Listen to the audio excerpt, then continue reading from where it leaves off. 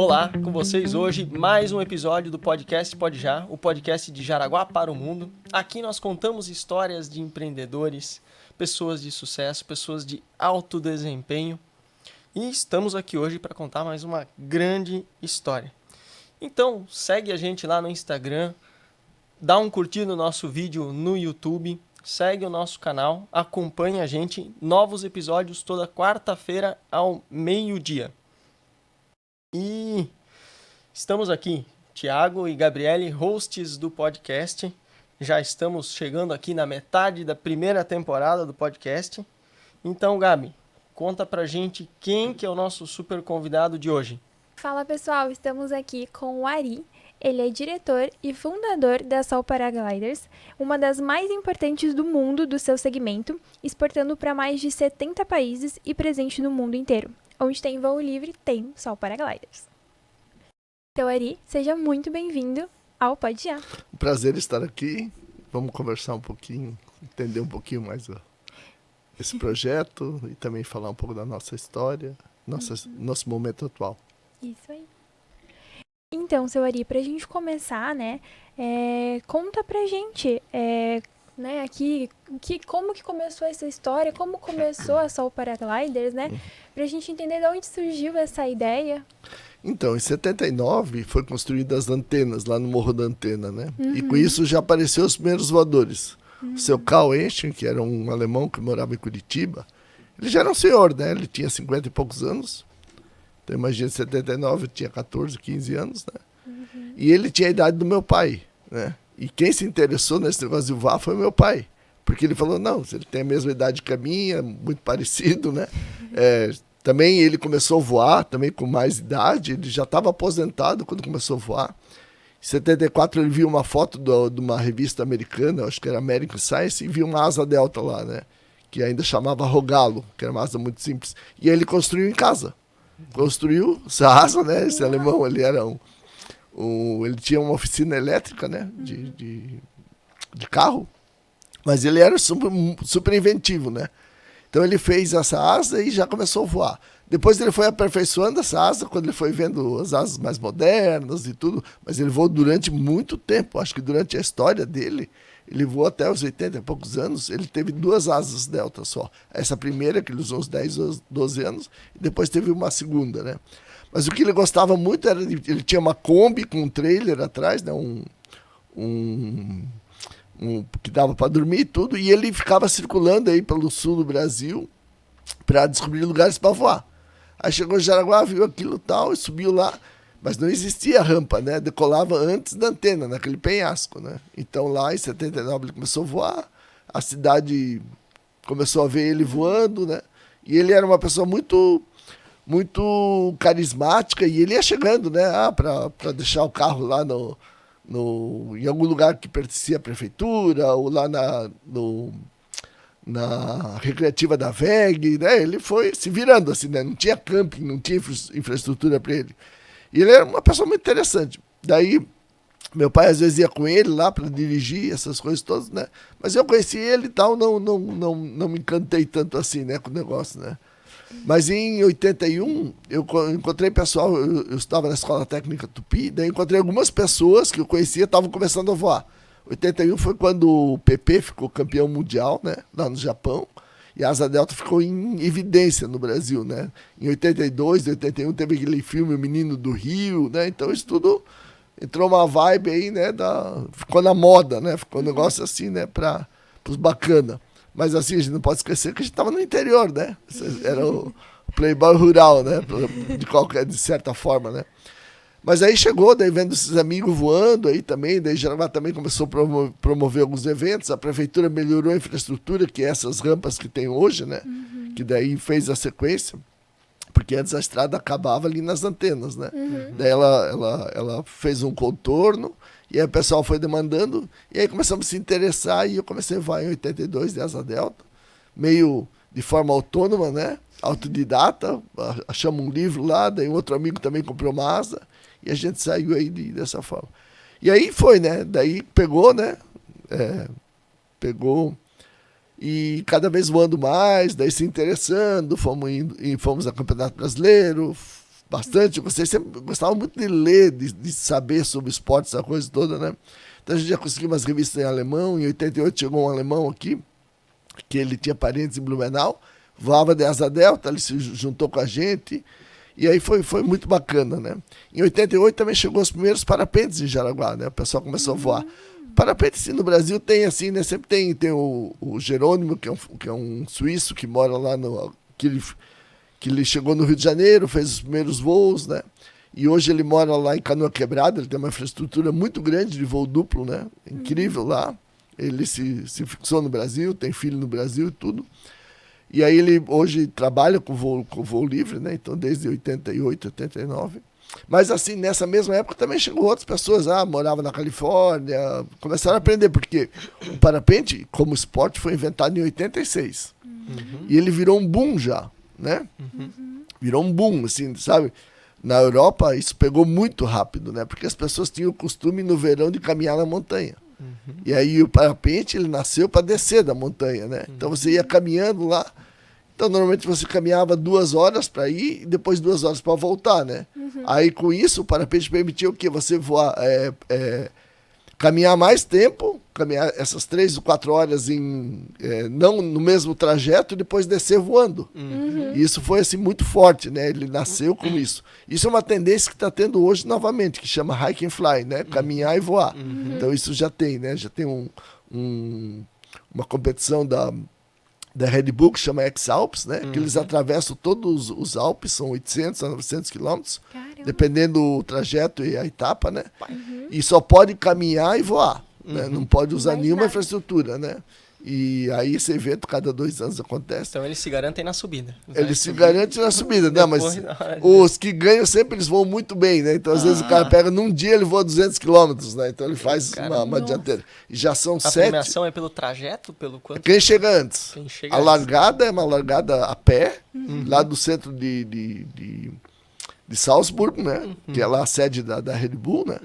E aí eles largam na cidade e eles já tem que caminhar na primeira montanha e voar. Daí se eles sabem que vai chover, não dá para voar, eles continuam caminhando, né?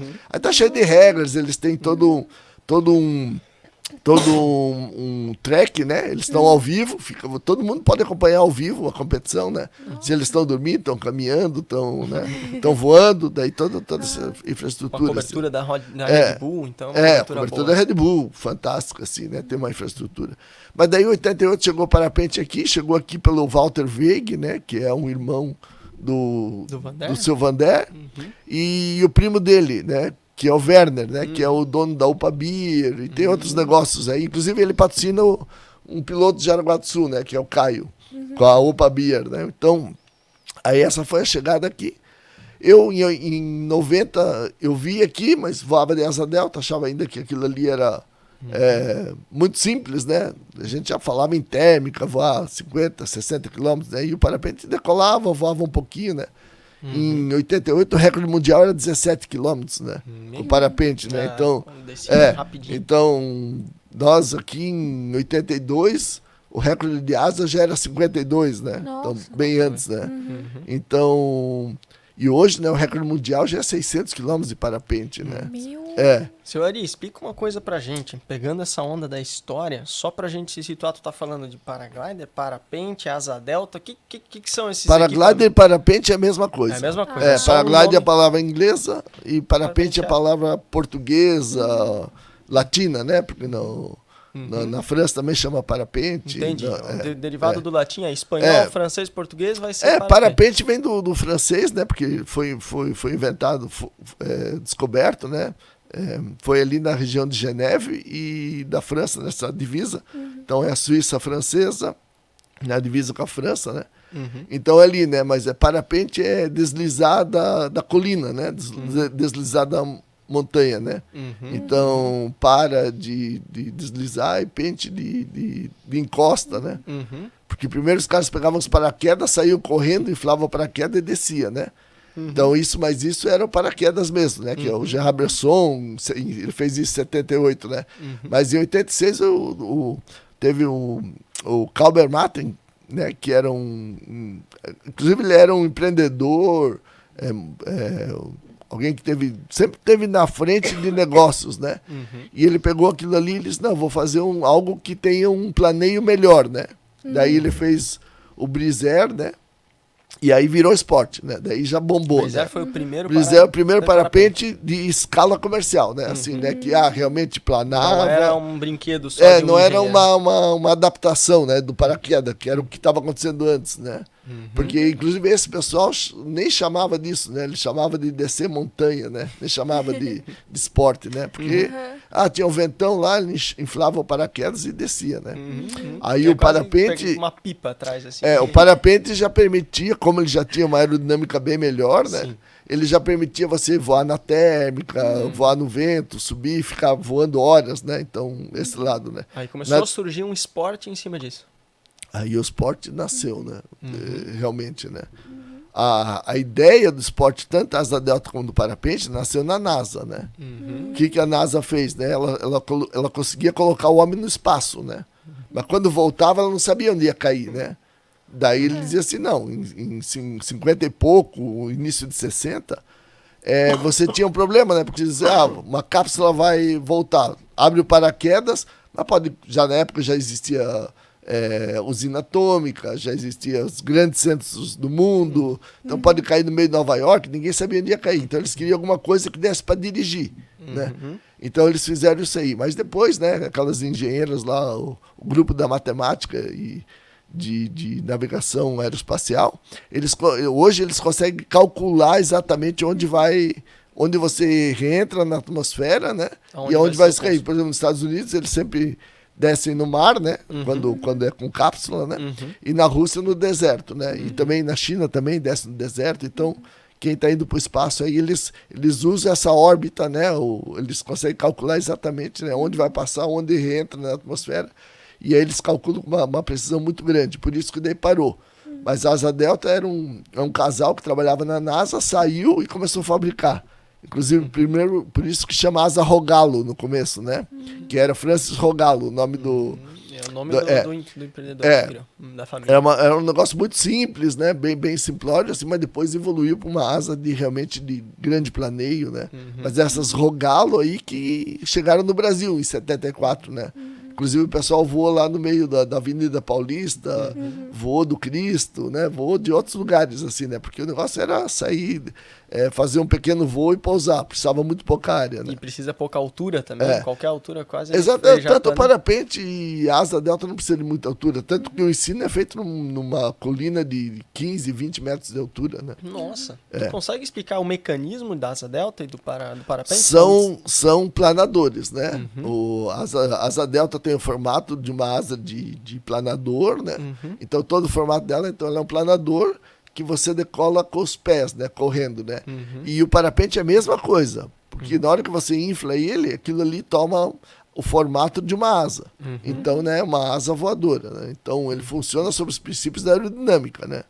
Então, né, você tem uma eficiência aerodinâmica e com isso você pode planar mais, pode subir na térmica, né? Então pode pensar no urubu, que é né, que é uma ave preguiçosa, gorda, então ela sempre aproveita o vento e a térmica, né, para fazer, né? Aí ela abre bem a asa, ela abre bem a asa e ela máxima. reconhece onde tá subindo, melhores. né? Ela Subindo a térmica é o vento quente que é jogado vento quente que está seguindo. Ou o lift, que a gente chama, é o vento que bate na colina e sobe, né? Então ali ele um vento de rampagem. De rampagem, exatamente. Aí você fica voando ali naquela parte onde o vento está na ascendente, né? Muito bom. Então ele funciona aerodinamicamente, né? Então, em termos de segurança, é muito seguro voar hoje em dia. Voar é muito seguro, são as atividades aí, né? A atividade aérea mais segura que existe é o paraquedismo, né? Sim, pelo número de salto. Mas a atividade aérea, pelo número de horas voadas, né? Atividade esportiva, recreacional, é o parapente. Né? O parapente você tem... a gente vê acidentes de parapente, mas acidentes onde eles só se perdem meio que de onde vai pousar. Você nada tem... grave. Para começar, falha aerodinâmica estrutural, né? É raríssimo, né? Então, o equipamento tem que estar muito mau estado, né? Porque primeiro que ele não tem motor, ele não depende disso, né? Não depende de... Né? Então, não fazer nada, ele está planando. Segundo, daí ele depende muito do conhecimento do piloto. Não vai voar numa tempestade, se o vento está muito forte, se o vento não está favorável, né? Sim. E os acidentes, grande parte é porque a pessoa não viu, né? Ela vai pousar, não vê que tem um fio elétrico, ou a condição não está boa para voar, né? Esses dias aí, né? Hoje não está bom para voar. Se alguém for voar, está se expondo a um risco, né? Hoje as cartas, os sites e os aplicativos de meteorologia, eles te dizem exatamente que horas vai estar bom para voar. Por que não está bom para voar agora? Porque tava... O vento está oeste, né? E aqui para o nosso lugar, aqui o vento oeste, né? Não é uma decolagem que não é propícia, né? Vai ter um cristão, outro aí que vai voar, né? Mas é perigoso de acontecer o quê? Quando saltar, ele vai Não, cair? porque você sempre decola e pousa contra o vento, né? Então, é a regra da aviação. Essa regra da aviação. E aí hoje não tem como decolar a favor do vento, contra o vento, né? Com esse vento com esse vento por conta do nosso local de salto. Por conta do nosso local de salto. Aqui de Jaraguá. Aqui de Jaraguá. E no inverno, o vento oeste, normalmente é um vento de altura, de camada, e ele vem lá, né, do Planalto de Santa Catarina. E quando ele chega aqui, né, você tem o Planalto e depois tem uma descendente, que é o nível do mar, né? Ele entra em turbilhonamento, né? Fica... Ele é turbulionado, então mexido. a gente chama de rotorizado, né? Então, e a mesma coisa, né? Você está, às vezes, na montanha, você está nas costas do vento, né? Então você não sente, mas ali está rotorizado, né? Então isso aí que pode que é o acontecer princípio. um movimento que você se perde também, porque pode perder a estabilidade. Então os acidentes, a gente pode dizer, né? Na sua praticamente totalidade, né? Por erro do piloto, né? E também, claro, que tem um outro caso, né? Que daí, por exemplo, pipa, né? Assim, pipa com cerol, né? Pô, isso é um perigo para quem é um crime, né? Hoje no Brasil, né? E agora tem os drones também, pode ser uma outra o drone, normalmente, ele não derruba o parapente, né? Não. Se for um drone grande, daí pode ser que sim. A pipa com cerol por causa do fio, que o fio ele corta, né? Ele corta, né? Ele corta, inclusive, uma asa de alumínio, né? Assim, perigosíssimo. Uma asa de voo, né? Um planador, um pequeno ultraleve, um avião mesmo, né? Se ele pegar uma pipa de cerol, ele realmente corta, né? É muito perigoso. E aí você vê, né? Por muitas... Não é sem sentido, né? Que é proibido usar cerol, né? O cerol sim, porque ele é muito resistente, não pode ter nada resistente. Se fosse um outro fio, o material do parapente, ele cortaria aquele fio e pronto. Por isso que é a questão do fio, não do empinar uma pipa. Mas vamos lá, senhora. Voltando a gente tá então ali, né, pra questão da história. Isso aí, vamos lá. Então, daí, com isso, em 90 eu fui morar na Alemanha e quando cheguei lá, já existia 10 parapentes para cada asa delta, né? Eu arrumei uma asa delta com esse amigo alemão, né? E aí a gente comecei a voar de asa nos lugares, mas onde eu chegava tinha muito mais, né? E a infraestrutura para parapente lá estava pronta, porque você sobe no bondinho de esqui, né? Porque esses bondinhos para esqui de elevação, no verão eles ficam operando para levar pessoas para a montanha para caminhada, né? Que é o trek, né? Que é a atividade... no inverno faz esqui e no verão faz muito caminhada na montanha. É uma trilha, que a gente chama. É uma trilha, exatamente. Então é muito popular. E aí, para levar um parapente é muito fácil, né? Então, praticamente... E todas as pistas de esqui, por exemplo, no verão dá para voar, né? Então, ela faz essa tem muito local de voo, né? Na Áustria, por exemplo, tem 1.600 centros de elevação, né? Estações de elevação, né? Essas estações que funcionam como esqui no inverno, a maioria. No inverno para esqui e no verão daí é para caminhada, turismo. Show de bola. Aí tu tava na Alemanha. Aí eu tava na Alemanha, cheguei lá, eu morava na divisa com a Suíça, né? Daí ia voar na Suíça, tava cheio de parapente. Daí uma vez a gente fez a viagem, logo no começo de setembro, foi para Itália, França, para todos os lugares. Todo lugar tava cheio de parapente e pouca asa, né? Porque o pessoal para montar asa, ele normalmente voa num dia bom, né? Parapente você pode pegar, compra um ticket, você sobe 10 vezes no dia, né? Na época lá, né? O parapente voava pouco ainda. E aí o pessoal fazia isso, né? E aí eu pensei, não, Jaraguá é uma cidade têxtil, né? O Brasil estava se abrindo, o Collor era o presidente, estava se abrindo para o mundo, né? A gente acreditava que era a nossa hora. Era a nossa hora, né? Ia decolar. E aí... E estava lá, claro, não existia internet, existia internet, a gente foi visitar a IBM lá, mas a IBM não usava profissionalmente, né? Ela tinha uma espécie de Skype, né? Que você ficava conversando aí com os brasileiros, tendo notícia, tudo, mas eles ainda não permitiam de usar profissionalmente, não era o caminho, né? Então, era por telefone e por revista, que chegava 3 meses atrasado, né? As revistas, eu estava numa universidade, era aluno convidado, ouvinte, né? Estudei lá durante um ano. E aí, com isso daí, e lá também, né, já tinha um clube de voo na cidade, né, de asa e parapente. Tinha quantos anos? 24, 25, né? Eu era formado, já tinha feito escola técnica Tupi, depois eu fiz computação, né? E já estava trabalhando alguns anos na área de computação.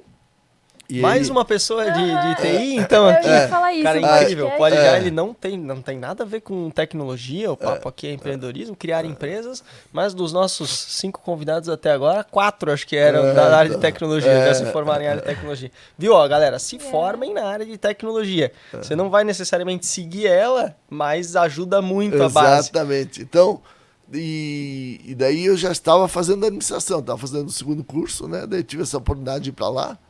Tinha conhecido uma alemã, namorada, hoje é minha esposa, e ela era lá, estudava nessa universidade, ela conseguiu também, né? Ela viu os caminhos, né, para lá.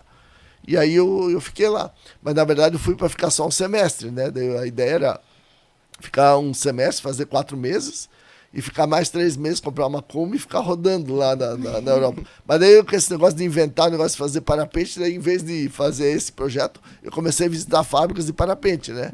Fábricas de parapente, fui visitando, fui vendo, né? A gente visitou na Áustria, na Alemanha e na Suíça também e na França, né? A gente estava no sul da Alemanha, era muito fácil, ali em 150, 200 quilômetros, a gente já estava nesses Como é que tu lugares. fazia para visitar? Tu ia perguntando Batia até? na porta, ia batendo na porta. Claro, eu pegava as revistas, né, e olhava o endereço lá, né. Mas naquela época já praticamente ninguém mais estava fabricando na Europa. Tinha uma fábrica na França, tinha uma fábrica na Alemanha, que era pequena, né, e o resto já tinha ido para a Ásia, né, produzir na China, né. Então, esse é um perfil, né, do voador de parapente. A gente encontra muita gente que é viajante, né. Então, pessoas que têm uma cabeça aberta para esse negócio. Não, então, vão morar lá no Vietnã, né? Tailândia. E hoje o que acontece, né? O Vietnã, o Sri Lanka e a Tailândia são os grandes centros mundiais de parapente, porque a China foi uma época, hoje a mão de obra é cara, e as pessoas que abriram sua própria fábrica lá tiveram experiência muito ruim, né? A gente sempre diz, a China é fácil botar dinheiro, mas é muito difícil tirar, né? Então, né, tinha essa pegada, né? Então, hoje eles se deslocaram, né, para o Vietnã, para o Sri Lanka, Tailândia, né? Que são países subtropicais, tem praia. Clima muito né? parecido com o O brasileiro. clima né? Então, eles é bom de morar, o custo, né, para montar uma fábrica, as Mão condições. de obra barata. A mão de obra e as condições para empreender são muito boas lá, né? Então, Segurança jurídica, legislação. eles oferecem bastante. Tanto é que eles foram lá e estão lá, né? Tem fábricas lá, né, que já estão 30 anos lá, tem outros que estão 25, 20 anos, né? Então, isso demonstra, né, que o projeto deles lá, desses centros de exportação, né, são zonas destinadas à exportação. Mas eles não têm mercado local, né? A gente até vende um pouco no Vietnã, Tailândia, né, Taiwan, China, a gente é cliente de todo lugar, assim, né? Mas são mercados pequenos, é tudo nichado, né? E aí, quando eu voltei, eu comecei, né? Mas daí, quando eu voltei em julho de 91... Aí cheguei no Brasil, já tinha 3 fábricas de parapente, já tinha gente com essa idade. Perdi o time, cara. Puta, Daí, mas daí eu conversei com um, conversei com o outro, daí disse, não, mas o Brasil tinha muito o Brasil era a década de 70, 80, né? O Brasil era muito copista, né? Então você copiava, né, as coisas, né? E o Brasil lá nos anos 80, com o boom da Asa Delta, ele chegou a ter 7 fábricas de Asa Delta, né? Assim, e algumas relevantes, né? E elas passaram por esse período inicial de cópia, mas em 88, 89, eles já estavam desenvolvendo seus produtos. Foi bem interessante isso, né? E aí eu já cheguei com a ideia assim, não, o Brasil tem uma capacidade exportadora, o Brasil era o maior produtor de camiseta do mundo, né? O mundo têxtil ainda não tinha se movido para a China, né? Era o início, né? A abertura à China. E o Brasil, assim, tinha uma indústria... O Brasil ainda tem uma indústria têxtil fantástica, né? O Brasil é o 4º maior produtor de tecidos do mundo, né? Têxtil, e o 5º maior de confecção, ou ao contrário, né? Então, eu também sempre me perco porque tem a Turquia ali no meio, que a gente sempre está quase empatado. Mas assim, o Brasil, né, de qualquer forma, né, tá entre os 5, tanto na produção de tecidos quanto na produção de vestuário, de confecção, né? Então ainda é grande. Não tem nenhuma cidade do Brasil que não tenha alguém costurando, fabricando alguma coisa, né? Dos Com 5 mil certeza. e poucos municípios, né? E os polos são gigantescos. Daí depois tem os polos que tem muito mais a concentração. Então, chegando no Brasil, assim, mas pô, que nada, né? Mas eu pensei que a ideia de fazer um produto já a nível mundial, né? Daí, não, lá não, esse é um mercado pequeno, né? Isso não vai dar sustentação de fazer um produto de qualidade, com os materiais corretos, né? Tudo, né? E fazer a certificação europeia, isso gera uma ideia, né? Então, o que acontece? Eu voltei, daí eu trouxe um projeto de lá, né? Que também era baseado nesse primeiro parapente. Aquele primeiro parapente, ele teve muitos filhotes, né? Coisas parecidas com ele, né? Essencialmente, o projeto aerodinâmico era o mesmo, né? Do Kalbermatten, né?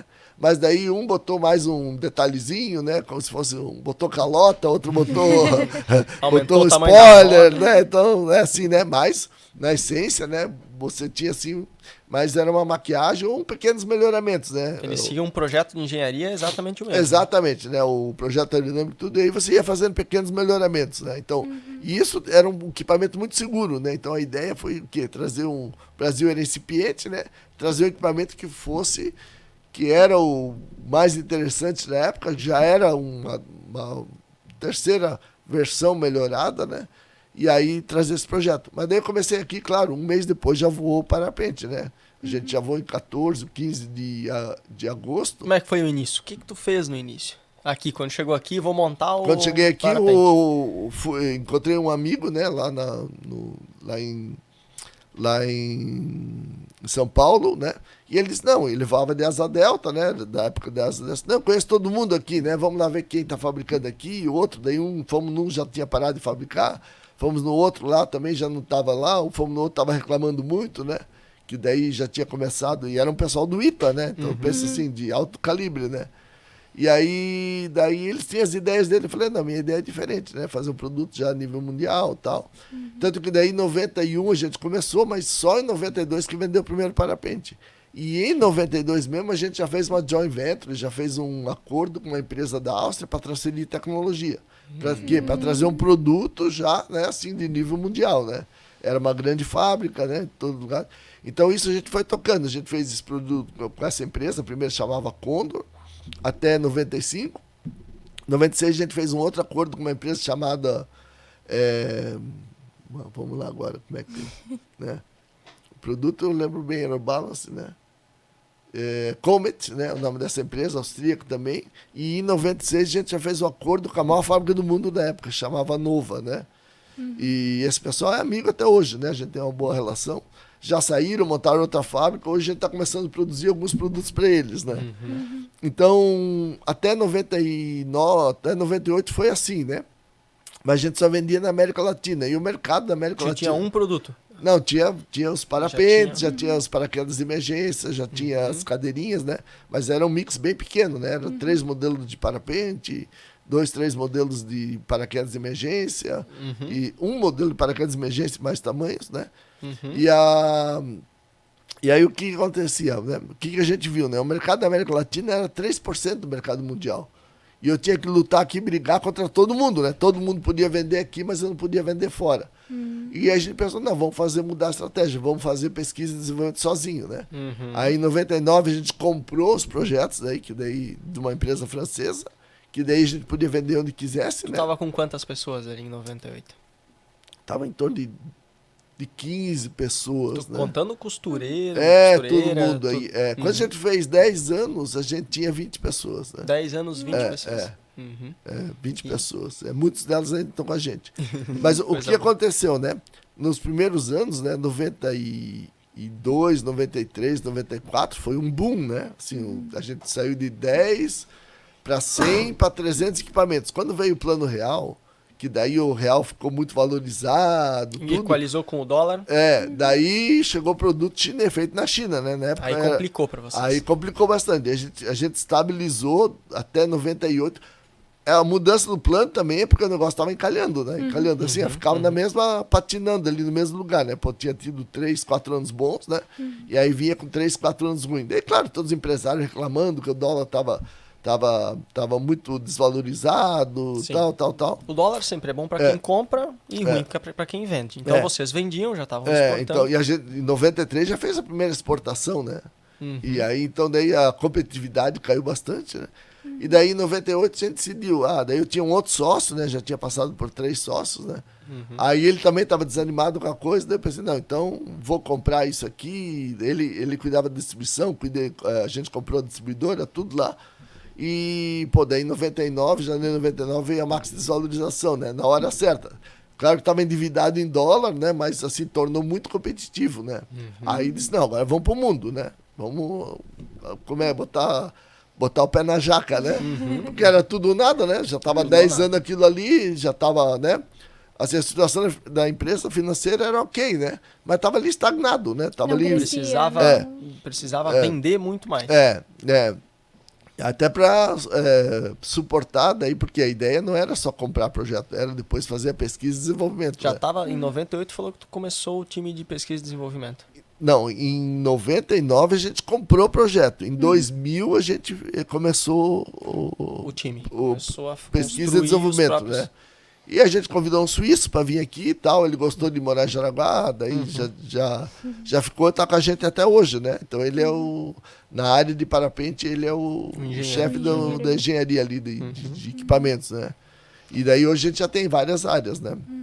Mas daí nesse ano a gente deu a virada, né? A gente virou, voltou com força total, daí foi fazer o marketing na Europa. Em 99 já participamos da maior feira do mundo, né? Que é lá na França, de equipamentos de voo livre. É uma feira fantástica, porque ela tem um carnaval aéreo, tem festival de cinema do voo, é fantástico, né? E é uma vila de 800 pessoas e passa 100 mil pessoas na semana. Nossa, lá, né? Que legal. Aonde que é essa feira mesmo? É Saint-Hilaire-du-Touvet, né? E fica perto de Grenoble, né? Fica entre Geneve, na Suíça, e Lyon, né? Fica bem no meio ali, né? Sim. Grenoble é uma cidade tecnológica também bem forte, assim, né? Pesquisa, muito legal. Aí a estratégia de vocês agora era marketing e vendas na Europa. Daí era ir pro mundo, né? Daí a gente foi lá, expôs lá, daí fomos lá, tinha um amigo que tinha uns contatos lá, falava um pouco de francês, daí falei, não, vamos comprar um stand lá pelo fax, né? Ainda, né? E passa pra cá, passa pra lá, não sei o quê.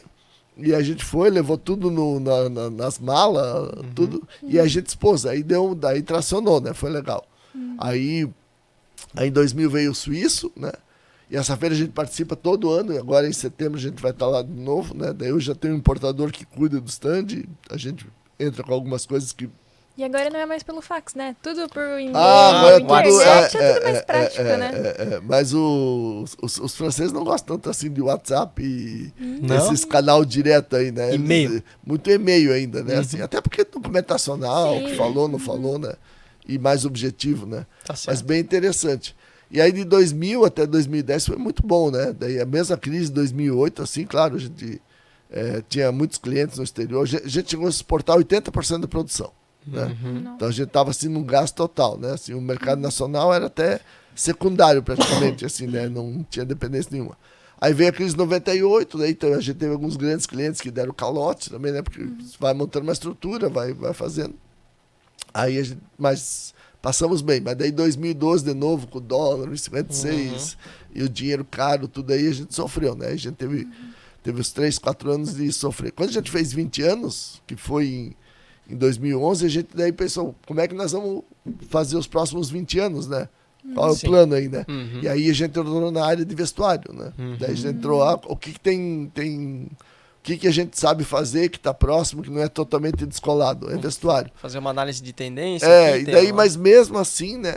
A gente errou bastante no vestuário, né? A gente entrou no esporte casual, mas depois a gente viu que teria que ser o esporte dedicado, né?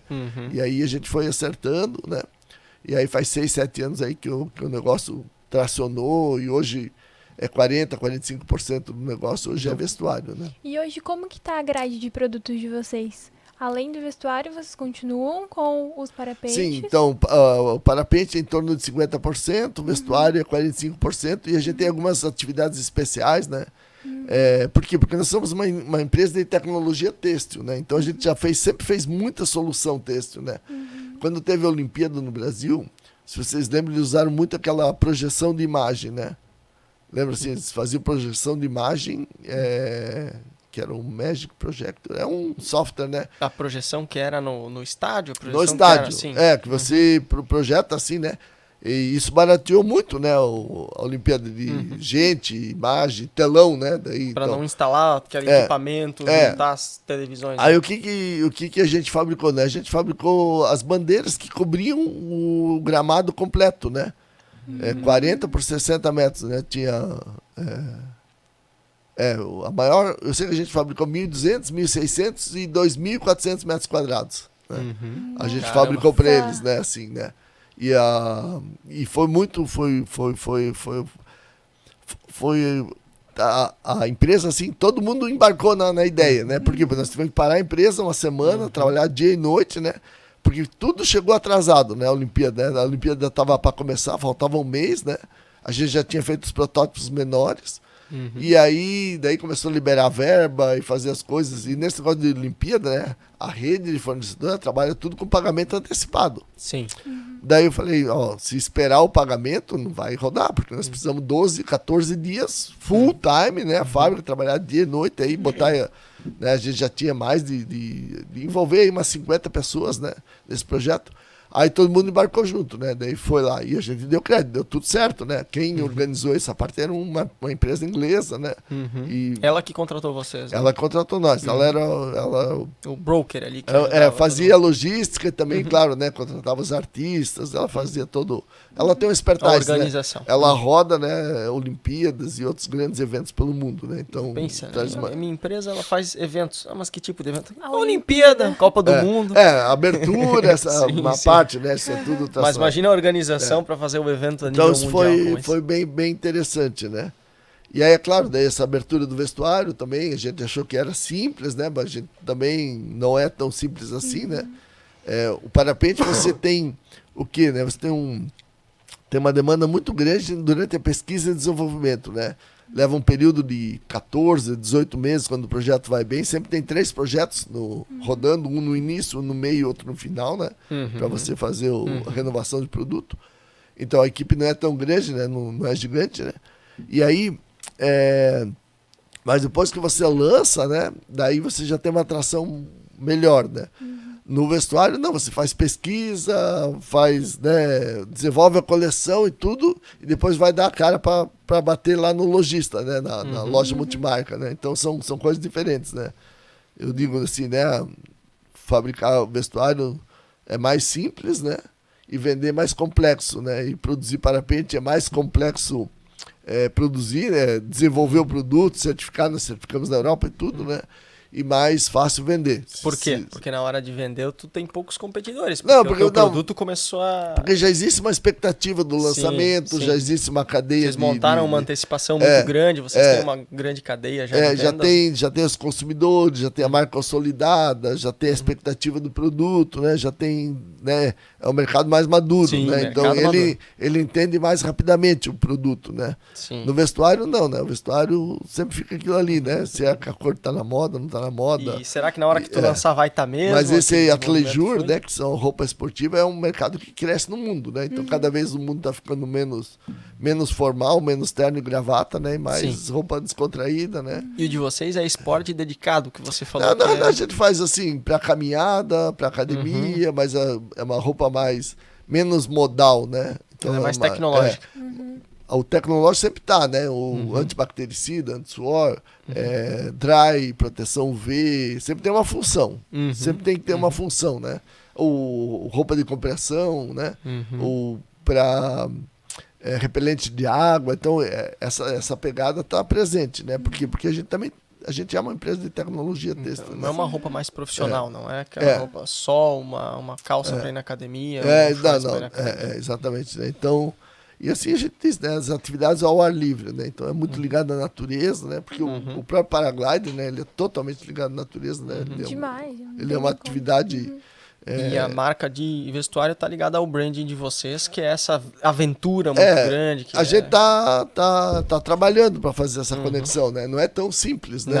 Porque não é nada simples. Quem enxerga o negócio paraglider, ele vê o negócio paraglider. E quem vê roupa, né? Não compara com outra empresa de paraglider, compara com outra empresa de roupa, né? Aí eu comparo a questão da visão, né? Porque o cliente aventureiro, ele tem muito uma visão de marca e a Red Bull criou muito isso, muito bem.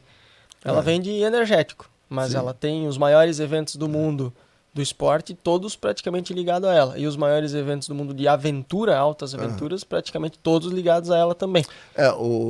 Sabe que a Red Bull, né? O Hannes Hark, que era a pessoa que levou a ideia, né, para a Red Bull sobre dar asas, né? A Red Bull entrou nessas atividades pelo parapente, né? Em 91, 92, o chefão lá da Red Bull, porque a Red Bull é uma bebida lá da Tailândia, né? Sim, que de uma grande empresa, né? Os caras não são pequenos, né? Eles eram sócios, inclusive, né? E aí o alemão lá, o austríaco, né? Que eu não me lembro o nome dele agora, ele viajava lá, ele era mochileiro, ele viu essa bebida, esse energético, né? E trouxe para lá. No começo, né? 90, 91, né? Eu tava na Áustria, e ali nesse começo, né? Ele não era da balada, né? Ele era para dirigir, para não dormir, né? Então era bebida de caminhoneiro, né? Tu comprava no posto de gasolina, né? Ah, tô cansado, tô dirigindo aqui, né? E aí tu comprava ali, né? Que nem o Rebite, né? Exatamente. O Rebite legalizado. E ele criou uma qualidade, um produto que não existia antes, assim, no mundo ocidental, né? Sim, não existia no Então, Ocidente. esse lado assim, né? E aí em 92, 93, o Hannes Hark, né? Ele conhecia, né? O Maastricht, acho que é o nome dele, se não me engano, né? E o Maastricht sempre gostou de aviação, essas coisas, né? Ele falou, vamos formar um time, né? De acrobacia, Red Bull, daí entrou um brasileiro, entrou outro suíço, né? Então, eles entraram pelo esporte, né? O Red Bull da asas, né? Foi pelo parapente. As asas que o Red Bull começou foi as asas do parapente. Hoje, claro, né? Ele é aficionado em aviação, depois ele botou o Red Bull Race, que foi o Hannes Hark que conduziu isso, né? Muita gente envolvida. Depois ele foi para acrobacia com parapente. Então ele pegou todos esses pilotos que tinha, inclusive a gente já teve 3, 4 pilotos, né, da Red Bull, inclusive o brasileiro, o Rafinha, né? Ele é da Red Bull ainda, né, mas ele não compete mais, né? Então o que eles querem hoje, né? Geração de imagem, né? Porque a Red Bull é mais importante do que ganhar o campeonato, né? Claro que eles querem. Quem é o cara para fazer um contrato de 10 anos com a Red Bull? Alguém que já foi campeão do mundo, né? Sim. Mas daí depois eles vão lá, né? Então todo Vesov, Sharov, tem vários nomes lá que passaram pela gente, que eram atletas da Sol, né? Exatamente. Desse lado, assim, porque durante uma época, em 2006 até 2012, a gente dominou esse cenário do acro mundial, né? Todo mundo que estava no cenário, né, tinha passado pela Sol, né? A gente tinha produtos muito bons de acrobacia, né? Bons pilotos também. Vocês né? têm esses produtos de E acrobacia? hoje não, a gente saiu desse mercado, né? Porque isso aí, de novo, né? Na época a gente achou que era isso que ia tornar o paraglider mais popular no público, né? Por quê? Porque a competição é difícil ver, né? O cara decola em Jaraguá, posa lá em Rio dos Cedros, né? Então, e a acrobacia dá para fazer ali todo mundo junto para olhar? A acrobacia justamente acontece assim, normalmente perto de um lago, alguma coisa assim, né? E aí você tem um público, tem grandes eventos assim, mas aquilo não cresceu, não escalou. A própria Red Bull, ela promovia eventos assim, mas ela saiu. Por quê? Porque daí veio o Skydive, veio o Fly Suite, veio... Esporte mais rápido, né? Uma execução rápida. Daí veio esses caras que escalam lá paredes sem corda, né? Então é tudo potencial, né? Gerador de imagens fortes, né? Sim, muito ligado dinâmico, à assim. aventura. Aventura, né? Então eles botam lá. Então até os pilotos de parapente, que eram da época de acrobacia, hoje eles são paraquedistas, eles voam com fly suite, eles fazem pulo de balão, fazem outras gerações de imagem, né? Ou vão pro Himalaia, Peru. Mas hoje vocês têm uma equipe para competir em outras modalidades. Daí, em 2012, mudou muito as regras, né? Sobre produto, certificação, essas coisas todas. Ficou muito difícil, né? Porque quem está próximo da Europa lá, né? Daí fica mais fácil. Aí a gente saiu desse mercado, porque o mercado é uma pirâmide, né? Que nem carro de corrida, né? Quantos vendem no Brasil, né? Carro de corrida, carro super esportivo, né? A base da pirâmide é o piloto iniciante e lazer. Então a gente focou mais nisso, tem mais produtos, a gente cresce nessa pirâmide aí. Por mais né? que é de nicho, hoje, tu tem um nicho com muito mais pessoas para comprar, muito então, mais no passado, você tinha muitas fábricas, porque era open, né? O que era open? Tu fazia o parapente no teu projeto, na tua inovação, né? E ia para a competição. Hoje você tem que passar todo o processo de certificação, ficou mais seguro, beleza, né? Mas a pesquisa e desenvolvimento com base na competição ficou muito pior, né? Porque daí dizer, não, desenvolve o produto, testa o produto, certifica o produto. Quando você bota no mercado um produto, ele já tá velho, né? Entendeu? Já tem outras certificações também, se duvidar. Mas assim, ó, quando a Intel lança um novo chip lá, né? Sim. Então, ela já fez tudo que ela sabia de tecnologia, inovação e tudo, ela já botou ali. Ela já tem que estar pensando no Intel 8, né? Vamos dizer se é o Intel 7, né? No lançamento sempre tem um produto vindo atrás. O- né? é, O iPhone né? novo, por exemplo. É. Também. Uhum. Eu lembro a Gillette, por exemplo, né? Ela dizia assim, quando ela lançava o produto, o sucessor já estava pronto e o seguinte é o sucessor, né? desenvolvimento. Aí só vê o time, né? De entrar no mercado. Então isso é muito importante, né? De ver isso aí. Então essas regras aí não possibilitavam isso da competição ser o campo de prova de novas tecnologias, né? Então hoje a gente faz de outra forma isso aí, né? Como é que é a tua equipe de pesquisa e desenvolvimento? Como é que funciona? Não, hoje tem hoje tem um engenheiro-chefe, né? Tem mais 2, 3 pilotos que trabalham na fábrica, mas também participam, né? É um modelo muito similar, né? No coisa, né? Não tem muitos projetistas de parapente no mundo, né? E nem fábricas que produzem, né? Tem muitas marcas, né? Hoje tem mais marcas que produção. Plantas, né? De produção mesmo, né? Então hoje a gente, de ter tudo no mesmo lugar, acredito que a gente é a única que tem. No mundo. No mundo? Bacana. Entendeu? Você tem pesquisa, desenvolvimento, área comercial, o cuidado com o branding, a marca e a produção, né?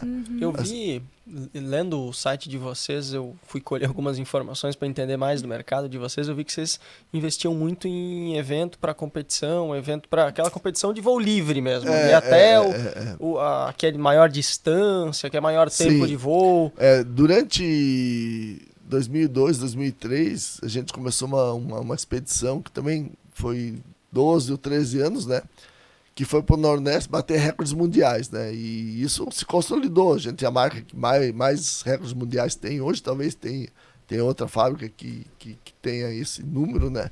Mas a gente quebrou todos os recordes mundiais. A maioria dos recordes mundiais com parapente foi quebrado no Brasil, né? O Brasil, assim, como eu disse, é o Havaí do voo livre, né? E o Nordeste é fantástico, né? Porque lá tem grandes corredores, né? Que não tem aviação, que você pode voar. Tem uma certa infraestrutura, claro, né? Tem muitos lugares que tem, mas tem grandes... uma malha viária, né, que permite, porque alguém tem que buscar, né, esse piloto aí, né, o cara voa 500 km, né. Então mas hoje pelo menos uma estrada de chão com 4x4 acessível aí tem. Então se você pensar assim, dos grandes voos do mundo, né, que foram feitos, né, mais de 80% foi feito no Brasil. Né, E quais são esses recordes mundiais? Tu tem alguns exemplos? Distância livre, né, hoje não é do Brasil, porque um cara bateu, mas durante 20 anos sempre foi do Brasil, através da gente, né? A gente bateu lá em 2007, 467. E depois as equipes foram batendo até 584. Daí agora lá nos Estados Unidos tem um cara que fez 603 lá, 600 quilômetros com em linha reta, né? Do ponto que ele saiu lá no Texas, né? Mas assim, não Quanto tem... tempo de voo que é 600? 10 horas, porque você não pode... Para voar de parapente, você não pode estar no escuro, né? Ele tem que voar com visibilidade, Sim, né? 100% Então pode decolar, acho que meia hora antes do sol nascer, né? O oficial, porque já está claro, e até meia hora depois do sol se pôr, porque ainda tem a claridade, né? Então tem esse aspecto assim, né? Mas como eu digo, né? Daí pilotos do mundo todo, né? Eu quero voar 300, 400, 500 quilômetros, né? O lugar mais regular do mundo de voo é o Brasil, né? Nessa área do Nordeste. Tanto que nós recebemos mais do que 2, 3 mil estrangeiros por ano lá, né? Lá desenvolveu um turismo e é o turismo no sertão, né? Porque isso tudo acontece no sertão, né? Isso acontece ali no Nordeste em vários estados? Vários ou estados. Ceará? Você tem no Ceará, você tem no Rio Grande do Norte e tem em Pernambuco, né? Agora, exatamente esses são os três pilotos aí. Os três estados melhor. Na Bahia não tem muito. Bahia tem bons lugares também, já teve grandes recordes lá, sim, mas é um pouco mais irregular, né? As condições, né? E tu falou o recorde, voltando um pouquinho, o recorde de distância, o outro recorde é o de tempo? Existe o recorde de distância, existe o recorde passando por 3 pontos, né? 3 pontos de tomada, né? Né? Então você decola do lugar, passa no coisa. Isso tudo tem um ângulo, né? E existe o recorde de triangulação aberta, né? né, que você faz 3 pontos, né? Tem um recorde declarado. Você diz, não, eu vou pousar. Esse recorde já está em quase 500 quilômetros, né? Eu vou pousar lá naquela cidade, né? Então você vai e não pode sair da rota, porque normalmente a melhor rota é seguir o vento, né? Entendeu? Mas o vento em 500 Pra te quilômetros, bater né? o recorde, Então é seguir imagina, o o vento de Jaraguá, como é que vai estar o vento de São Paulo, né? Normalmente sai aqui, está oeste, né? O vento, quanto mais para o norte vai indo, ele vai girando, vai né? fazendo Pelo uma efeito curva. Coriolis, vai fazendo uma curva, né? Então imagina lá eles, né? Que voam 500 quilômetros, praticamente 600 quilômetros, né? Saber passa por exatamente. isso. Você tem que passar, daí tem que ser uma referência. Vou passar em cima da Universidade de Caicó, né? Vou passar no trevo da BR-116 com a 101, né? Você tem que estar lá, né? Tem é um círculo pequeno, 2 quilômetros, né? Você tem que passar dentro, né? Então esse é um dos recordes, né? E aí você tem o feminino, o masculino e você tem o de voo duplo, né? Porque de duplo. Então esses recordes todos, assim, né? Tem uma grande, o maior número deles é no Brasil, né? E muitos com participação da Sol. Nós tivemos bastante participação, a gente foi até 2012, 2013. 2012, 2013 ainda foi uma expedição feita junto com a Volkswagen. Eles usaram isso aí para o lançamento da Amarok, né? A Amarok foi o negócio. Aí depois a gente também saiu desse lado, por quê? Porque essas velas são as velas de competição, né? Então como a gente saiu da competição também, né? Também deixou assim, né, de lado, né, esse lado. Hoje assim, o mercado de vocês é mais para quem está iniciando, para turismo, para lazer. Para voo duplo, né, e o piloto, até já existe uma competição, né, porque são várias categorias, né, tem uma competição que a gente chama, existe o CCC, né, que é o mais alto, existe o D, que é um parapente avançado, existe um parapente C, que ele é um esporte, né, que a gente chama, né. E nessa classe esporte a gente tem uma boa dominância aí, né? A gente ganhou os eventos nacionais agora, tem uma tecnologia totalmente nova, a gente foi o primeiro a lançar no mundo. Que bacana. A gente chama o parapente 2 linhas, né? É o formato, né? do projeto, né? Porque isso veio da vela CCC que a gente fazia, né? Então é uma tecnologia, a gente nunca parou de fazer essa tecnologia, ela apareceu em 2011, 2012, né? E a gente veio traçar. Então a gente tem uma grande experiência de background nessa tecnologia.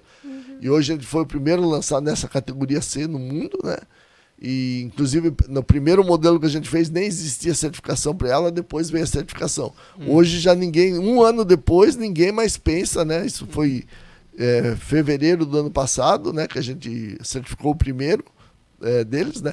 Hoje ninguém pensa mais comprar uma vela C que não tem essa tecnologia, né? Isso já no mundo todo. Ou seja, disseminou o produto de vocês como um símbolo, esse pronto. Hoje a gente é reconhecido, né? Fato, né? Que a gente primeiro fazia um produto que servia para esse nível de piloto. E a gente fez o mesmo agora esse ano para asa de paramotor, né? Porque o parapente que usa no motor é um projeto diferente, né? É todo assim, material, visualmente, estética, muito parecido, né? Mas o projeto aerodinâmico é totalmente diferente, porque o parapente você sempre tem você decola descendo, né? E o paramotor você decola no sentido contrário. Esse né? é um projeto um pouco mais parecido com a aviação daí, porque é um totalmente de aviação, porque ele é uma aeronave motorizada, né? Inclusive não chama de parapente, chama asa de paramotor, porque o conjunto é uma aeronave, é um ultraleve motorizado, né? Ele se classifica como na categoria do ultraleve, porque tu bota o negócio nas costas, decola, tu pode atravessar uma cidade, pode... Precisa de autorização da Infraero? Precisa, né? Tem que ter trajeto, tem que voar em áreas delimitadas, né? Então, carta de voo ali, tá? Então ele tem um recurso muito maior, né? De coisas, já vários 1.000 quilômetros com ele, né? Então esse é um projeto diferente, né? Que ele demanda, né? Uma outra engenharia, um outro projeto, né? Então, quem olha o leigo é igual, né? Ele pega acho que é parapente e asa de paramotor. É só pegar, né? O parapente e colocar o motor que tu pode ir. E a certificação também é diferente, né?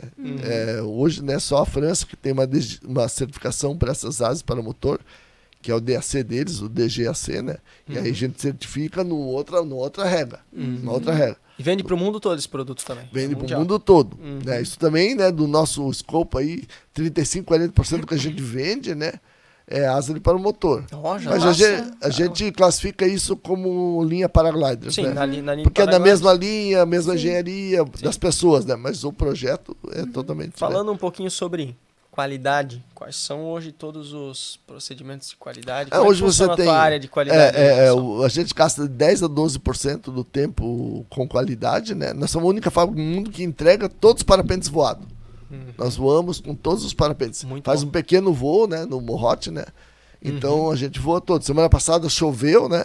A semana toda acumulou. Ah, daí- o voo é um voo mesmo. Um voo mesmo, fora, é não é um voo- voo de laboratório. Não, voo real, né? O Daí piloto vai lá e... o piloto faz um pequeno voo, vai lá no que a gente chama Morrote de escola, né? Mas ele decola, Onde é que é esse morro que vocês fazem o é no teste? caminho para Pomerode. Ah, tem um caminho pra é o caminho Pomerode. pra Subindo lá pela Barra? Quando vai ali na Barra, né? Um pouco depois da Nanete. Vocês voam ali, o quê? 150, 200 metros de Não, altura? 40 metros de altura. Só Mas pra assim, testar voar é que nem nadar, não interessa se tem 1.000 metros para baixo, 10 Não, metros não, para baixo. não importa. Tem que estar funcionando, né? Não, é isso que vocês testam É. todo o mecanismo dele. Testa o quê? O processo de decolagem, se os comandos está tudo certo, Uhum. se a asa está costurada certa, tudo, né? E o pouso também, então, operacionalmente, né? Isso ninguém faz, né? Ninguém Isso deve ninguém fazer. faz. De voar, nenhuma fábrica do mundo faz. Uhum. Isso aí a gente... E vocês testam todos? Todos. 100%. Daí, semana passada choveu, deu uma acumulada. Ontem de manhã, eu sei que das 7h30 até as 9h e pouco, eles testaram 23 velas, né? Nossa. Uhum. Aí é todo voado, né? Então isso ainda é uma característica nossa. Muito E bom. Vocês... ficando mais nessa parte empresarial, tu falou vários momentos que vocês passaram, né? Por troca de moeda, por mudança de legislação e regra, entrou para o esporte. Qual foi o momento que tu sentiu maior dificuldade desde do teu início da trajetória empreendendo? O que acontece, né? Eu acho que quando entrou o Plano Real, a gente estagnou como empresa, mas não financeiramente, né? Mas 2008 foi ruim, né? A gente teve grandes prejuízos, mas ainda absorvemos, né? Mas 2012, com o dólar 1,56, para quem vinha exportando 80%, foi como disse, né? A crise foi o buraco e 2012 o dólar 1,56 foi a pá de cal, né? E aí a gente sofreu bastante, né? Hoje, né? E aí veio esse plano todo, né? Vamos fazer vestuário, vamos ajudar aqui. Porque tinha duas formas naquele momento, né? Dizer assim, não, vamos enxugar a empresa, né? Vamos voltar, se a gente tinha 150 funcionários, né? Aí chegou a 70, né? Aí... né? Isso aí, nossa, tem um custo parar, tem todo um... É traumático, assim, né? E aí, se você vem de uma escola de economia, aquela escola do pura capitalista, você diz, não, encolhe, fica com 30 pessoas, faz 5 produtos, gera margem, não sei o quê, né? Faz aí, né? Ou tu escolhe outro caminho, né? Diz, tem que achar alguma coisa para crescer, para manter o staff, para manter a equipe, para... né, oportunizar e também, né, não ficar dependente de alguma coisa, né? Porque, 96, 97 sofremos, né?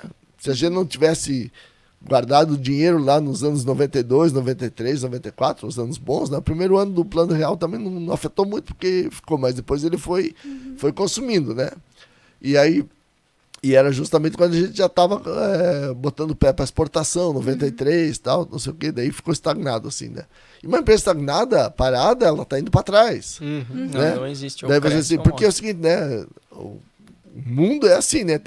É uma mesa, né? Tem compradores e vendedores, né? Aí levanta um, senta outro, né? Exatamente. Tem fila, né? Na hora que tu deitou na sombra, já tem alguém tomando teu mercado. Tá, E que nem normalmente a fila de vendedores é maior do que fila de compradores. Sim. Na pandemia eu acho que foi uma maluquice, né? Que a gente viu a primeira vez, assim, uma demanda... Tinha mais comprador do que vendedor. mais comprador do que, né? No nosso negócio, né? Mas por quê? Porque os vendedores estavam proibidos de vender, né? Quase Mas assim, por um foi, tempo, né? Até mas depois. não, teve uma crise de logística, uma crise de coisa. Sim. Não, e teve uma sobra de capital, né? O Porque pessoal não saía. A injeção de capital tu não por bancos podia ir no centrais. restaurante, não podia ir no hotel, não podia viajar, não podia ir para Miami. E não o podia ir pra lugar. tédio de madrugada foi assim, o maior aliado Então, dos vendedores. daí todo mundo tinha ideia de voar, tinha ideia de andar de bicicleta, tinha ideia de ir pro interior. Aí quando né? começou a liberar, era muita demanda reprimida. Não, na demanda, voar, andar de bicicleta, essas coisas não foram proibidas, né? Então, É bombou. verdade. Começou a acelerar, porque as pessoas foram para casa. O mercado de bicicleta, em 2021, ele dobrou, e no 2022 dobrou de novo, né? E hoje ele passa por uma ressaca, né? Todo, né? E vários mercados passaram por isso. Porque, na verdade, você tem assim, o que é o esportivo, né? A vida na natureza esportiva, ela tem uma crescente, é uma régua crescente, é uma tendência, né? As pessoas querem viver melhor, querem ter mais saúde, né? Então, então vê a academia, né? Tá cheio aí, pipoca, né? Ainda bem, né? Tem tanta academia quanto farmácia, né? No passado tinha 2, 3 academias, 300 farmácias, 300 padarias, né? Então hoje, né, tu vê assim que tem essa aderência, né? Porque as pessoas querem se mover um pouquinho, né?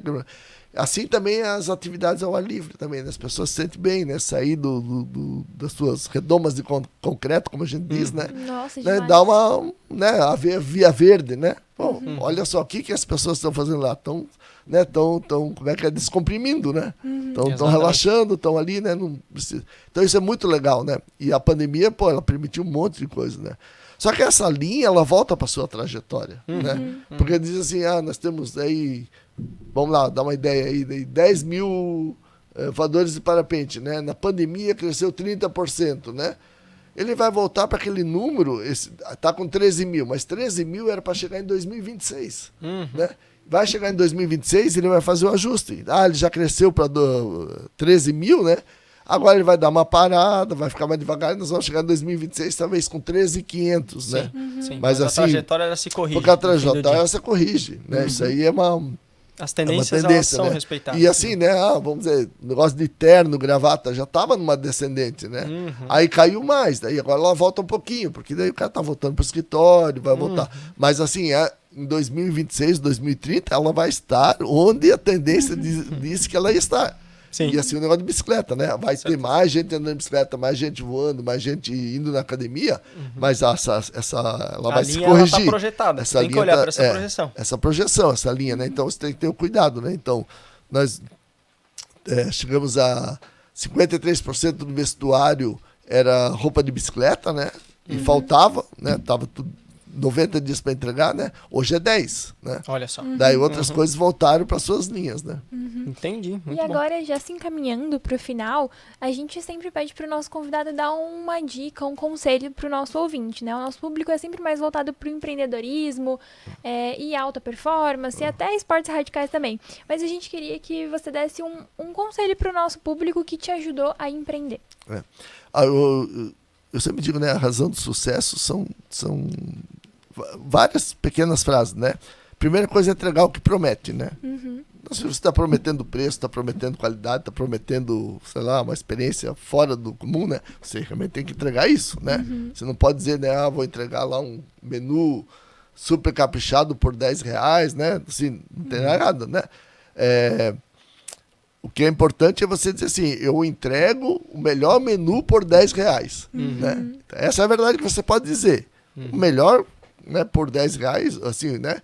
O melhor do mundo por R$10, eles são incompatíveis, né? Exatamente. Incompatíveis. Agora, você pode sempre dizer, né? Isso lá, uma vez um gerente da Ambev, de uma fábrica, né? Daí ele disse assim, vamos construir uma fábrica nova. Daí ele disse, não, na Ambev é o seguinte, tudo tem um valor, né? 500 milhões para fazer essa fábrica nova, tal, não sei o quê, não sei o quê. Daí ele disse assim, não, eu construí a melhor fábrica do mundo. Não, precisava de um bi para construir. Agora, eu construí a melhor fábrica do mundo que se consegue fabricar, produzir com 500 milhões. Né? Então, para ver essa disciplina, né? Sim. Então, acho que isso, a primeira coisa, né, você se propõe a empreender, fazer uma coisa, você diz, você vai entregar o que promete, né? Isso é essencial, porque daí você, eu faço o melhor pão do mundo, melhor não sei o quê, melhor não sei o quê. E o cliente não diz isso, né? O cliente chega lá e diz, não, tá ali, é a mesma coisa, não sei o quê, não percebeu o valor correspondente, né? Porque, como eu digo, eu tenho o melhor PF, né, prato feito da cidade, que custa R$10. Por R$10 eu entrego o melhor PF, né? Ou, né, tão bom quanto, né, a coisa. Tem então, que esse ter é a o lado. validação disso. Nos negócios são 3 coisas que não pode faltar, né? Uma é paciência, né? O cara que abre um negócio, qualquer coisa, né? E acha que... Eu digo assim, né? Empresa, né? A expectativa de vida de uma empresa, quando tudo funciona legal, é 30 anos, né? Ela tem que se reinventar. Isso aí já... os grandes papas aí do empreendedorismo, né? o Alvin Toffler, esses caras aí, né? Mas foi o outro, né? Que escreveu A Quarta Onda lá. Ele... Daí, assim, né? Se você não ter paciência... Então, uma empresa tem expectativa de vida, dando tudo certo, legal. É uma geração, né? 30 anos, né? E aí, como você compara isso, né? Então... Vamos pensar que a expectativa Então, cada ano da empresa é 3 anos uma pessoa. Vamos dizer que a pessoa vai viver 90 anos, né? Legal. Então, o que é um ano, né? De uma empresa? Um ano é uma criança de 3 anos. Uma criança de 3 anos, tu deixa atravessar a rua sozinha, tu deixa ela comer sozinha, às vezes, né? Não sei o quê. Ela vai ter disciplina, né? Coisa, né? Então, uma empresa de 2 anos é uma criança de 6 anos. Já anda, já pede, já te demanda, já faz as coisas, né? Uma empresa de 3 anos, né, vai ser uma criança de 9 anos, né?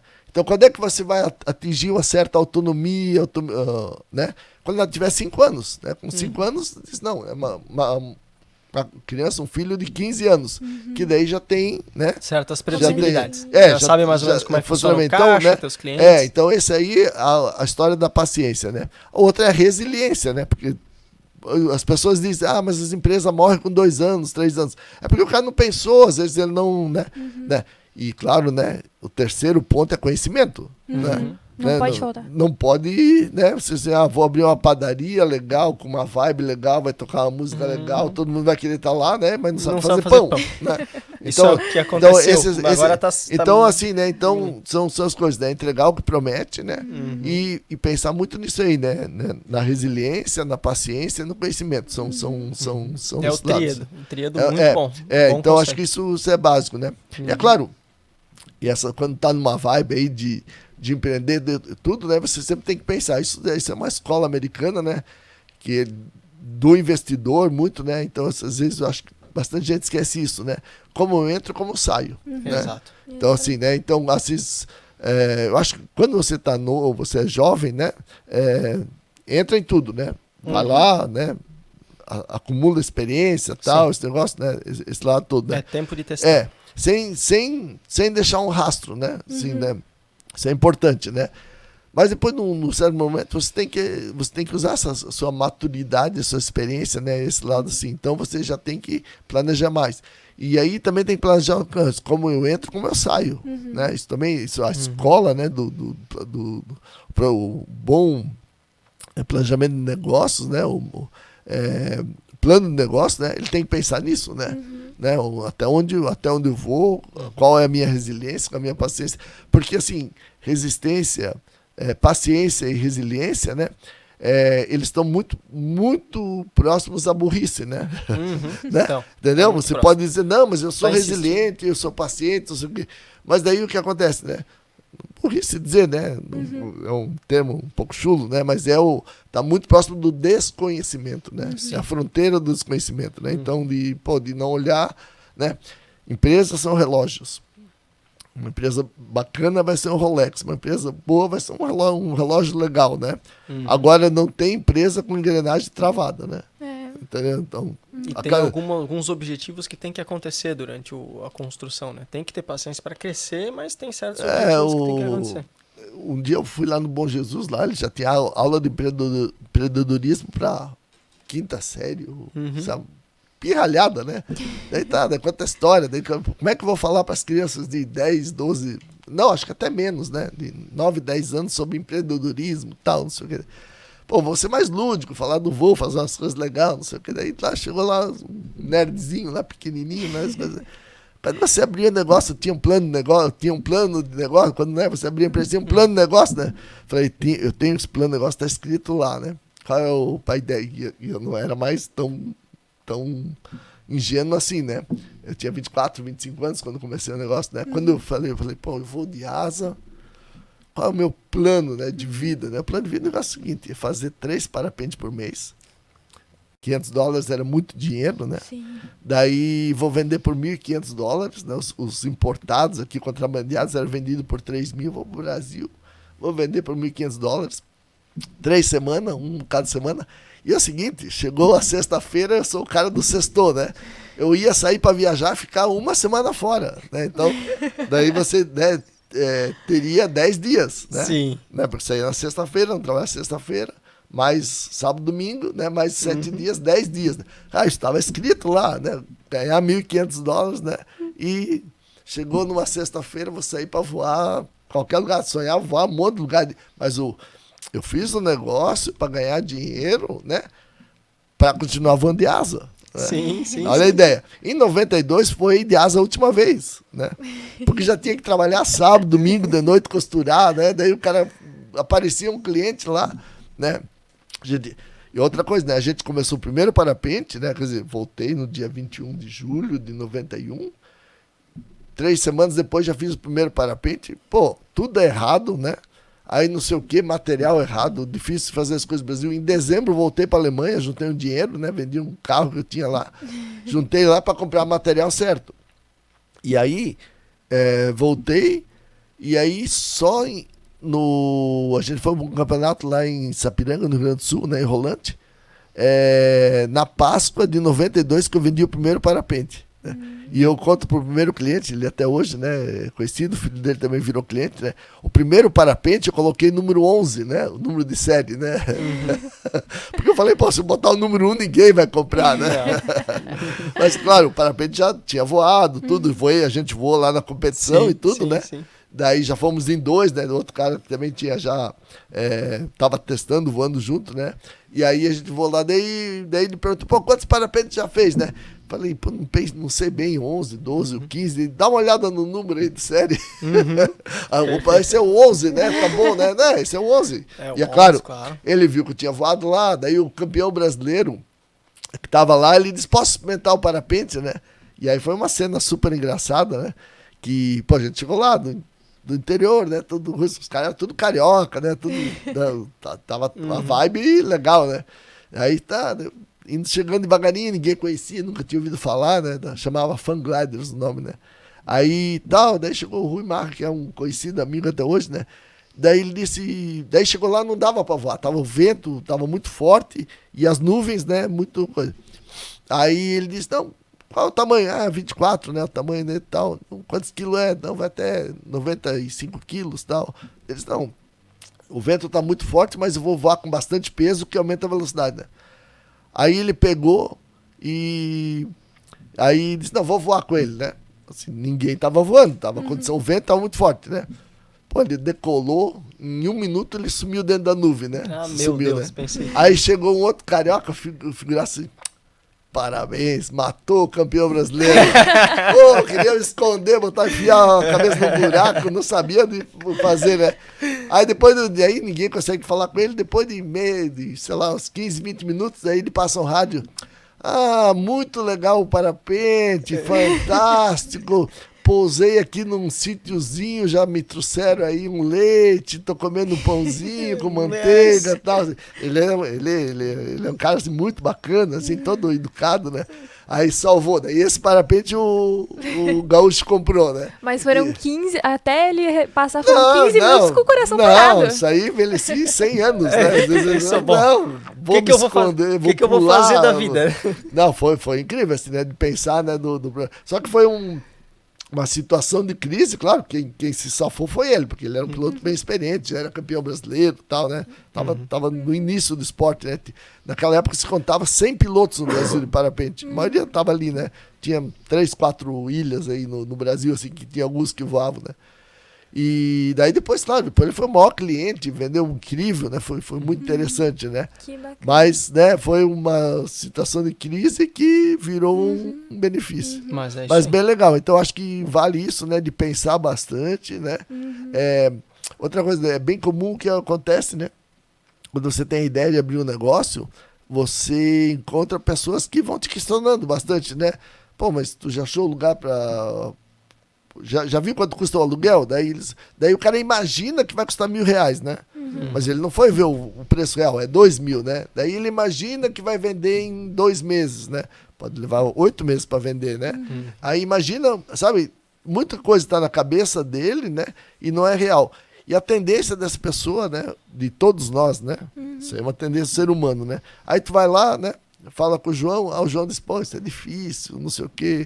Dá uma olhada no preço do aluguel. Daí tu vai no outro lado e diz, não, roupa, já tá cheio de gente que faz, né? Fecha uma, abre duas, não sei o quê, né? Eu acho que isso é ruim, né? Tu vai no outro e diz, não, dá uma olhada aí, tá, e falta mão de obra. Outro vai dizer coisa, né? Mas daí tu encontra um que diz, pá, beleza, vai dar certo, não sei o quê, o cara que embala, ele não vai ser teu sócio, nem vai te emprestar dinheiro, né?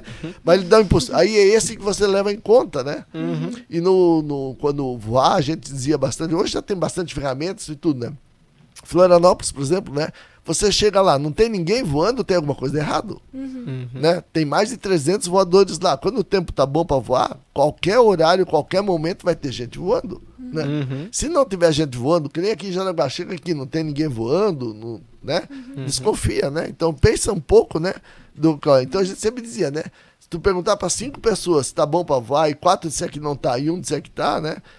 Pensa sempre, e se 4 disser que tá bom e 1 disser que não tá, porque ele tá vendo alguma coisa, dá um pouco mais de atenção nisso, né? Nas pessoas que, né, que te ajudam, né? Porque senão depois você vai lá voltar para essas pessoas para pedir para resolver o mesmo problema que já foi advertido. Então esse exercício, né, mental de ver a viabilidade e tudo é bem importante, né? Acho que a ideia é sua, né?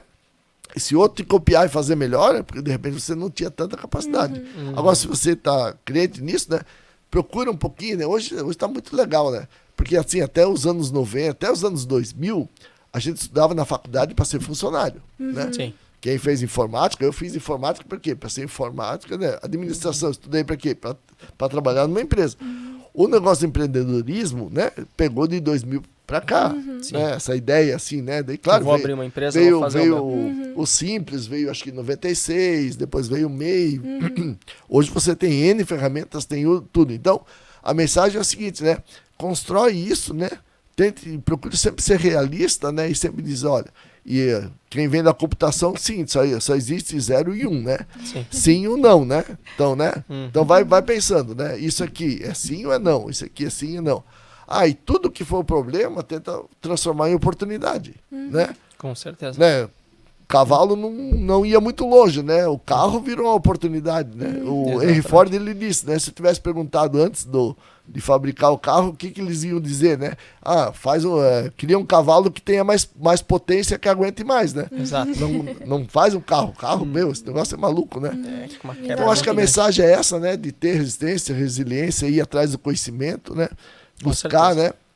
Não precisa ser tão metódico em relação a plano de negócio. Eu não sou alguém nesse lado, acho que falta até para mim, né? O Ari gosta mais da aventura mesmo. O cara que trabalhava voando.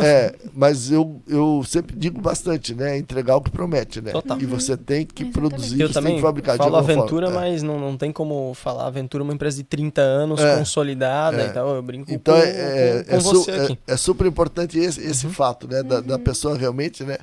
Ter uma dedicação, gastar tempo, né? E também pense o seguinte, se você vai abrir um negócio, vai fazer uma coisa, não é horário comercial, tá? Não é que nem bater cartão, meio-dia, depois sexta-feira bate o cartão, vai cuidar da sua vida, vai cuidar das coisas. Né? O pessoal pensa muito, né, que quando tu abre uma empresa, eu vou sair de CLT para trabalhar menos, vou abrir uma empresa, coitado. Não pense isso. Daí né? não vai muito longe. Porque você vai ter que fazer, no mínimo, né, você tem 2 funções, né? Você vai ter que ser o operador, gestor, alguma coisa, e o sócio, né? Então, né, você tem 2 funções, né? Com certeza. Então isso é super importante. Exatamente. Fechou. Mas, pessoal, se encaminhando para o final, porque a gente já está passando do nosso tempo, aqui a gente não gosta quando passa muito de 1h e 10, que fica um episódio muito grande, né? Mas com certeza a senhora ali tem muita coisa para falar, um assunto muito bom, muita experiência. E se encaminhando para o final, eu queria passar uma mensagem para o nosso público para realmente seguir a gente nas nossas redes sociais, lá no Instagram, curtir o conteúdo que a gente está colocando lá. E também o podcast pode já estar procurando patrocinadores. Se você conhecer alguém que tem uma empresa que quer divulgar, que é importante divulgar para empreendedores, para entusiastas de negócios, entusiastas de empreendedorismo, podem falar com a gente, que a gente está analisando algumas propostas aí no momento. E muito obrigado, Ari, por ter vindo aqui, por ter vindo conversar com a gente, falar dessa história muito legal que é a da Sol. Uma grande história, eu já tinha ido lá conversar com o senhor Ari por conta de alguns negócios, de algumas empresas. Ari já foi cliente meu na empresa de software. quase cliente meu na consultoria e vamos trabalhando juntos aí. Logo a gente faz negócio de novo. Exatamente, é a trilha. Isso aí. E muito obrigada também pro pessoal de casa que ficou até aí. Quem estiver com a gente até agora, curte, comenta, não esquece de compartilhar e seguir a gente tanto no YouTube quanto no Spotify. É isso aí, muito obrigado, Isso aí, pessoal. obrigada, pessoal.